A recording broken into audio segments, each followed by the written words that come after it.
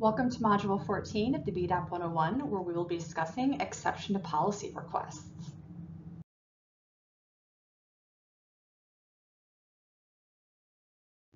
There are occasionally times in which you may need to ask for an exception to a BDAP policy. Some of these reasons could include, but are not limited to, a client losing or claiming that their medications were stolen, a client who might need an extra fill due to going out of town, a client needing to annualize their income.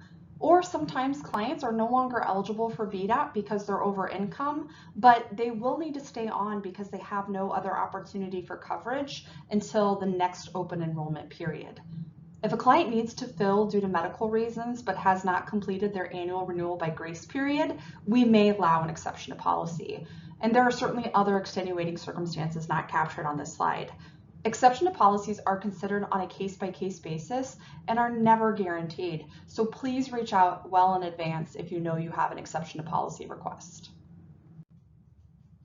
So the first step in an exception to policy request is to staff the exception to policy request with BDAP staff prior to submission. You can do this over the phone or via email.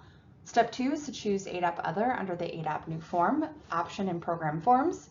You'll complete the comment box of the course section and select the exception to policy box. You'll choose the corresponding exception from the dropdown, and you may copy and paste the information from the comment box to the exception to policy box. An example is provided on the next slide. In this example, the case manager is requesting an exception to policy for the client to fill 3 months worth of medications. The client will be traveling outside of the United States for the next 3 months. The client is leaving on November 4th and is scheduled to return on January 27th. The client will not have access to medication while he's out of the country.